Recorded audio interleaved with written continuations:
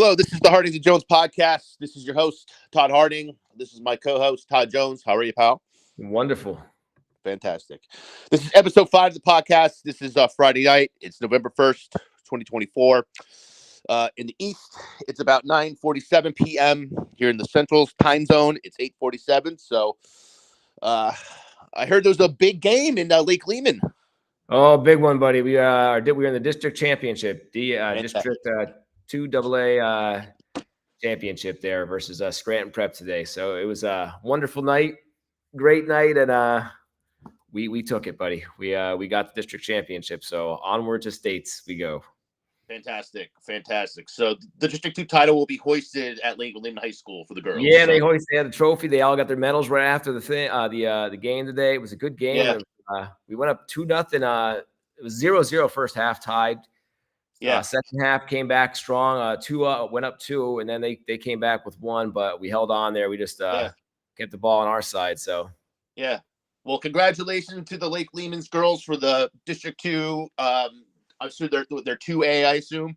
Yes. District 2A district champions, so yes. That's a big deal. So onward to states, and they're the champs of Northeast PA. So, they go to the, they'll probably play the Lehigh Valley teams next, I would assume. Yeah, we don't know yet. We're waiting. Tuesday's the game, so we're just waiting to hear who we play, okay, when, where, and all that good stuff. So yeah. Do you know if it will be like a home game? Like, I guess you probably don't know the details yet. I don't know the details. Yeah, I don't know how they do it, if they put a neutral site even with the states. So we'll see. Okay. Well, that's fantastic. You know what I mean? Like, anything from here is just catching fire and bonus points. So, oh yeah, it was exciting, man. The crowd was into it. It was nuts. It was a good time. Yeah. It was a night game, I assume. Was it at Lake Lehman High School at the football field complex? Lake Lehman High School on that black turf. There was a 5 p.m. game, so the sun was just setting, and by the end of the game, it was dark, lights were all on, and it was a fun time to be there. Great weather. Weather cooperate? Was it like a nice fall night? We are in a wonderful zone of. I think it hasn't rained almost in a month here, Harding. Good. So it's been wonderful. Last night, of course, was Halloween here, and I think there might have been 1,000 kids in my neighborhood. I'm doing this in my basement currently, and I see the shrapnel and debris from sticker bars and M&Ms and everything else. Yeah, I assume at 53 Yolanda Drive, there's no candy left. I'm sure it's either given away or eaten by the kids. It gets hammered, buddy. It is such a fun time. The whole neighborhood gets together, and the buses start dropping the kids off here. It looks like we had 2 competitive tractors. Our boy Hanson's always taking the tractor, taking his time to take the kids around, and it's nuts. There are 2 tractors pulling people this year. there's so many people here. Unbelievable. That's great, man. That's great. Yeah, even had the dog into it. Boba was dressed up officially as Boba Fett. Yeah, I assume, I know, like, Beetlejuice was big this year, right? Like, the Beetlejuice. Yeah, because Hollywood revived that from the dead from, like, 1989, Yeah, I just had the kids make – I don't want to say made them watch it, but you have to kind of make your kids at this age watch a movie with you. And the first day, I said – so we watched the original Beetlejuice, and afterwards, they liked it. They were big fans of the original Beetlejuice. Good. Yeah, well, the new generation, they can binge watch something – they can binge watch like 4 episodes of something on Netflix, but get them to watch a 2-hour movie from 1989. Yeah. You know what? I have found, I'm very happy. I found both my kids, they really do. They're drawn to those 80s movies that we like. Like, I think that Stranger Things show had that 80s nostalgia in it. And it brought them into it. So it carries over in a lot of the movies you watch. They like that 80s stuff. They really are into it. No, that's great. Because there's a lot of great movies from the 80s. You know what I mean? Yeah. I look forward to getting my boys into as they get older, Yep. Because I was successful of like bringing in Scooby-Doo. Because like with HBO Max, they owned all the Scooby-Doos from 1969 to the present, Yep. So, I got him into Scooby-Doo with the OG Scoobies, Oh, the old ones were the best. Yeah. Like the OG Scoobies, and now like with like today's, they still make them today. You know what I mean? Like, there was one, Guess Who Scooby-Doo with Morgan Freeman as the guest star. You know what I mean? It was just made like 2 years ago. You mean it wasn't the Harlem Globetrotters from the 80s? Yeah, I have all. You know what I mean? HBO Max owns all the Scooby-Doo properties, so I was watching like the Scoobies from like the 70s, like remember Scooby-Dum, Scooby's cousin? Scooby-Dum, his cousin with the little hat on. You got Scrappy-Doo. Yeah, he was like this like kind of like Southern drawl, Yep. cousin of Scooby's. That was like, No stereotypes. No stereotypes. Oh, there was all stereotypes, and I freaking love it. Oh, don't care. Yep. There wasn't cancel culture. No, but I'm just kidding. You didn't happen to watch the dark version of it. I think what it was like Velma or something came out That's terrible. Yeah, you're actually right. On I think like the HBO properties, they released like Velma, and they went way too new school. I'm like, wow, this is not. This is not the Scooby I grew up with. Right. They were drinking something different, making that stuff. You're so right, dude. It's just like, man, it's Scooby Doo, man. Let's just relax here. You know what I mean? We're not trying to change the American culture here. We're just trying to, entertain kids. It's just like, Right. Just it's too much. Just have fun and let the kids laugh and be in awe. That's it. Yeah. So that's why I like, the 60s and 70s Scooby, but like, my son Will, he kind of likes the more like 2022, 2019 Scoobies. So I get it. I'm not surprised they make them for today's kids, so I'm not surprised at all. Sure. So, but anyways, off the Scooby tangent, we're gonna go back to the big weekend in college sports, because we are still a football podcast. So, tomorrow is the big game in college football. It's basically it's Ohio State at Penn State in-state college, and it's a huge game. And it's basically. I was in Madison last week. The Lions got the win on the road. It was great. You know what I mean? Yeah. The best thing I did, because, my cousin flew in from Utah, Todd, is that when Penn State got the pick six to kind of like change the momentum of the game, and, because like the Badgers were actually winning at halftime. You know what I mean? So like their fans are all like feeling good. You know what I mean? Me and my cousin are sitting there just like, we're a second half team, And I said the same thing. Yep. When Penn State got that pick six, Camp Randall was silent. I go, Penn State's pronouns are blue and white. Oh man, you get any eyes looking at you on that one? Oh, they had nothing to say because Penn State just got a pick six and everyone was celebrating. So there was nothing to say. You know what I mean? So it was a perfect time to do it. I just, dropped at the right time, buddy. That's great. That's hilarious.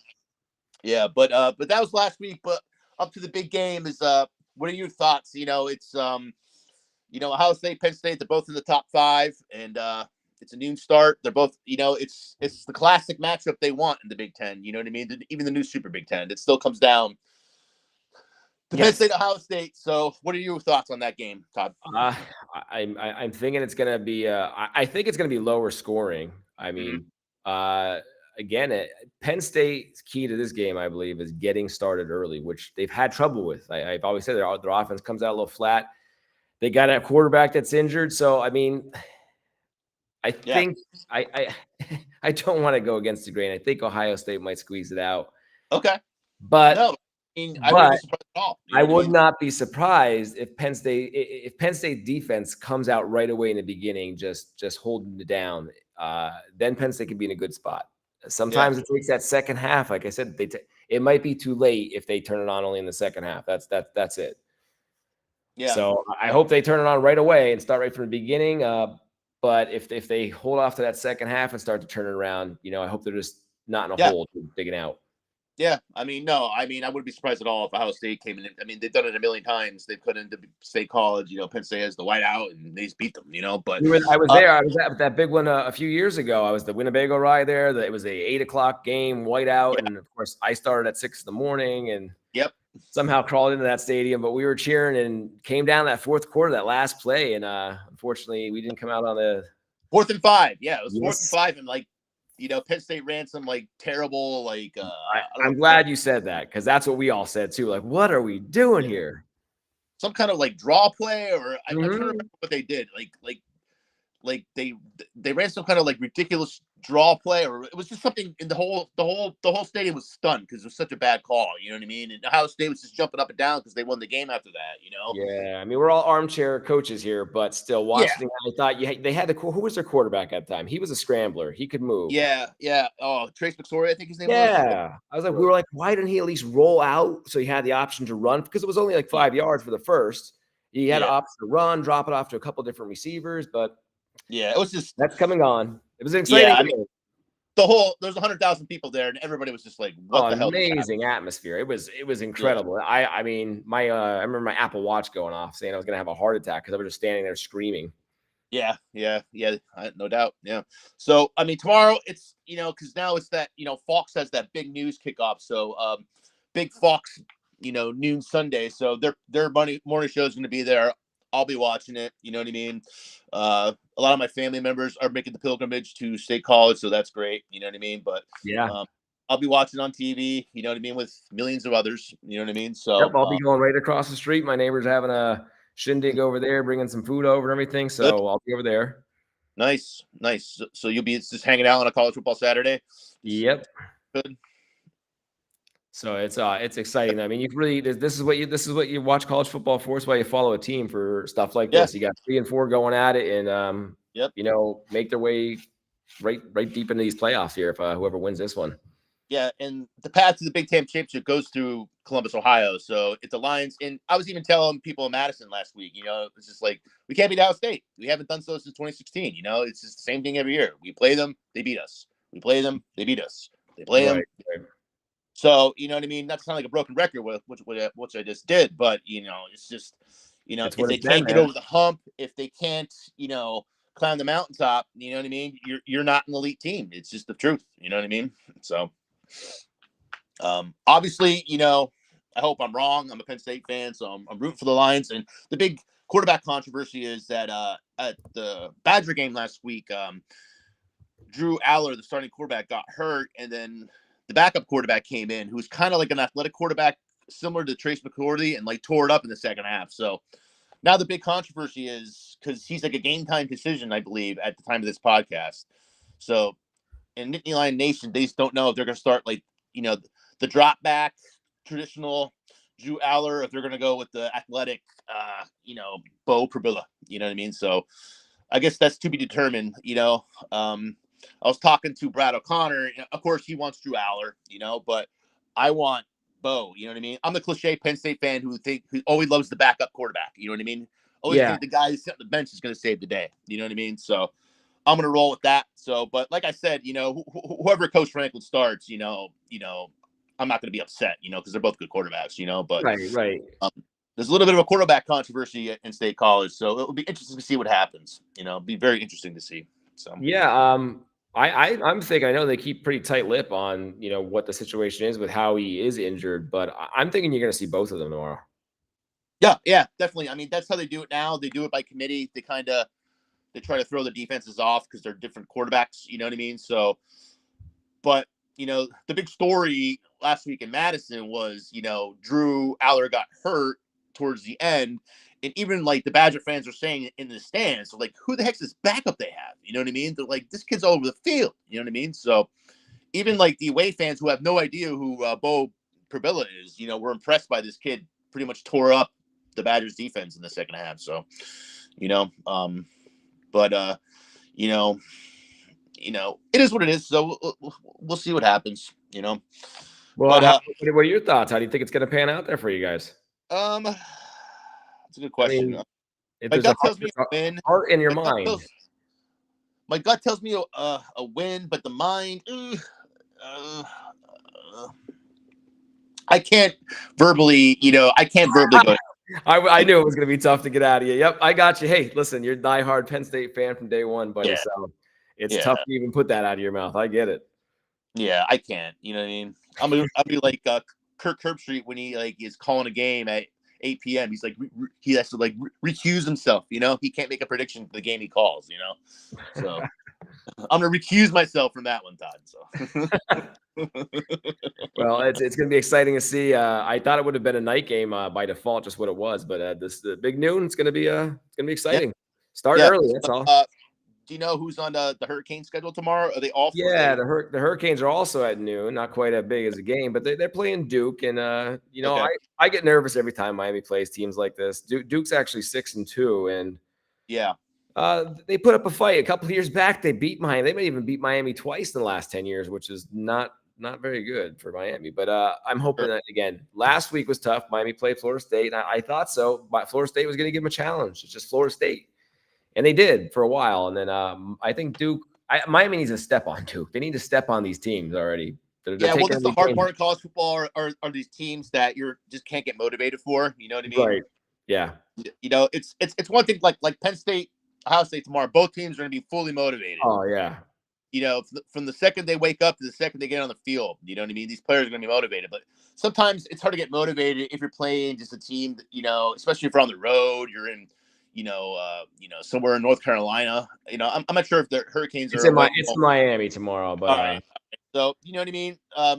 So if it's a home game, they should take care of business. You know what I mean? Because it's hard going on the road in college football. You know.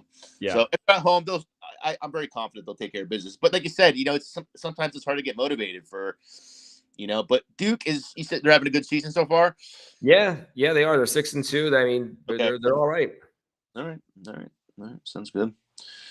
That's good. Well, you know, best of luck to the Hurricanes. And fast forward to the NFL is, you know, I'll be in Lambeau Field for Sunday's game. It's a 3:25 Central start. They play Detroit in Lambeau Field, Todd. It's a huge NFC North game. Yes, huge. The North begins. Yes. And at work, I was telling, you know, some my coworkers are Lions fans. It's just like, well, yeah, we'll see if you can beat the Titans of the North. You know what I mean? Because I'm still like a Vikings fan. You know what I mean? But I married into Green Bay, so it just is what it is. You know what I mean? So, but I just enjoy the game. I mean, with today's technology and fantasy, you know, I just enjoyed the NFL. I just enjoy the game. You know what I mean? I'm not really rooting for a jersey. I'm just rooting for entertainment. I'm rooting for fun. You know what I mean? And yeah, NFL games are just the best entertainment I think out there. You know, so yeah, they got themselves a good little business there, that NFL. Oh yes, they do. They know exactly. Listen, I don't know if you saw that talking about the NFL like last week. I'm still ticked off. My Bears lost in the last 2 seconds of the game on a 70-yard bomb Hail Mary with number one quarterback against number 2 quarterback draft picks, and they lost. And to set it up, the Bears cornerback, which is a former Miami Hurricane, was actually yelling and chatting with the Commander fans in the end zone as the play was snapped. His back was still to the ball, yapping with them. The guy has infinite time. He's got like 10 seconds back there. The quarterback bombs at 70 yards, tips off the same guy's finger that's yapping at the fans because it finally got over there, flips it up in the air, and the Commander catches it in the end zone. End of game. And I just texted Sam. Touchdown Washington Redskins, Todd. Touchdown Washington Redskins. Yes, it was awful. I'm sitting there carving pumpkins with my kids. I got a guy at work I got a lunch bet with. I've been winning. I'm like, all right, I got a lunch coming. I'm like, wait, there's 2 seconds left. I'm like, here we go. I just texted Sam. I said, hey, how's it going? As I'm winning. And he loved it in my face. Did I called him. And he gave it to me. Oh, my God, dude. That's so hilarious. I had Pete giving it to me, Hanson giving it to me. Everybody is giving it to me, buddy. Yeah. All the rest of it are coming out of the woodwork. All of a sudden, you know, they're back. You know what I mean? After many years of hibernation, all of a sudden, all the Redskin fans are back because they're good again. You know? Oh, it was rough, buddy. It was a rough one. Yeah, man. That's hard to lose on a Hail Mary. You know what I mean? Because 99 out of 100 times they don't work, but that 1 out of 100 times is the Bears. You know, of course, the Bears. The Bears. That's all I can say. Let's go, the Bears. It's so funny, man. So yeah, but you're gonna have hopefully. How's the weather look for your game? Yeah, it looks preliminary. Well, it's going to be like, you know, high around 50. You know what I mean? But there's some change hours. But you know, I'm in my father-in-law's seat, so his actually are protected from the rain. So if it does rain, I'm not in my seats. I'm in his seats. You know what I mean? Because Green Bay has 2 separate season ticket holders. They do things differently. There's 2 separate sets. So he has the other set. It's called the gold package. So, you know, I have the green package. These are the gold package fans. So that's what he has. But his seats are weather protected. So, you know what I mean? If it does rain, I'm not going to get wet. So you know, I'm fine with that. So, like I said, you know, definitely gonna, you know, I got some fantasy guys going. I have like David Montgomery from the Detroit Lions going. It's fun to watch your fantasy players actually live. You know what I mean? I love that. I love Montgomery. He was the Bears running back. He does amazing on Detroit. Yeah.